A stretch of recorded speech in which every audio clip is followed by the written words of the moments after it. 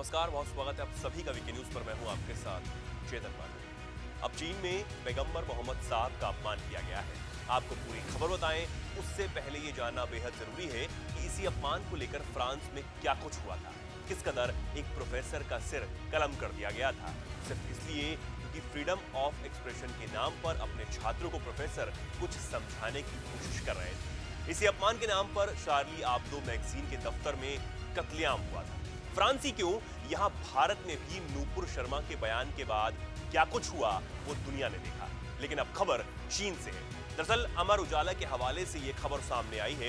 इसमें कहा गया है कि पत्रकार और लेखक थियोडोरोस बेनाकिस ने अपनी ताजा रिपोर्ट में बताया है कि उइगरों के खिलाफ चीन की नरसंहार नीति एक नए चरण में पहुंच गई है। दावे के मुताबिक इस कड़ी में अब गुमाओ आर्मी इस्लाम के साथ साथ पैगंबर मोहम्मद साहब का अपमान उन्होंने कर दिया। गुमाओ आर्मी आखिर कौन है, ये समझिए।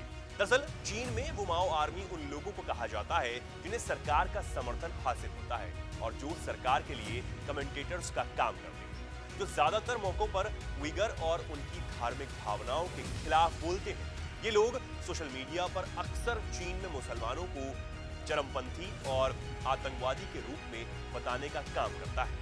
यहाँ समझना जरूरी है कि एक ओर तो ये गुट चीन के लिए काम करता है और दूसरी ओर चीन पाकिस्तान, इंडोनेशिया या अरब प्रायद्वीप जैसे रूढ़िवादी इस्लामिक देशों के साथ घनिष्ठ संबंध रखता है। चीन पर आरोप है कि अब वो मुसलमानों के साथ भेदभाव करने और उन्हें अलग थलग करने और जिजियांग में चीनी आबादी को बढ़ाने की नीतियों को लागू करने के लिए इस्लाम फोबिया का इस्तेमाल कर रहा है।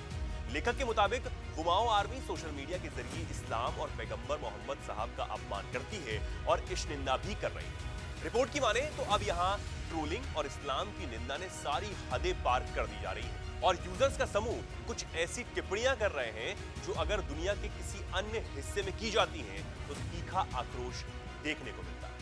साथ ही आपको बता दें कि गुमाओ आर्मी जिजियांग में मुसलमानों के खिलाफ अभद्र भाषा फैलाने, इस्लाम का अपमान करने और बीजिंग में भेदभाव को सही ठहराने में सरकार की मदद करती है। लेखक ने बताया, हाल ही में चीन के मुसलमानों ने खुलासा किया कि राष्ट्रपति शी जिनपिंग की नई चीनी संस्कृति नीति को मजबूत करने के लिए जिजियांग और मुख्य भूमि में एक आकस्मिक अभ्यास के रूप में इस्लाम फोबिया का इस्तेमाल किया जाता है। वीवो, जो चीन का ट्विटर स्पेस है, उसका इस्तेमाल इस्लाम को छोड़ने वाले चीनी नागरिकों को सही ठहराने के लिए कहा जाता है। कई चीनी नागरिकों ने नई संस्कृति नीति के लिए अपना पूर्ण समर्थन व्यक्त किया और जिजियांग ने उइगर मुसलमानों का सफाया करने पर सहमत हुए।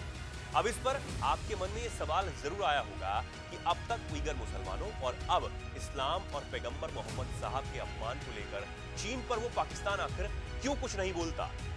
तो इसका जवाब ये है कि वो जो पाकिस्तान चीन के टुकड़ों पर पल रहा है और खदे बेचकर, भैंस बेचकर अपना देश चला रहा हो, वो कहां से चीन के सामने अपना मुंह खोलेगा। लेकिन अब एक सवाल उन मुसलमान देशों से भी है जो भारत के नूपुर शर्मा मामले पर मुखर होकर अपनी बात कह रहे थे।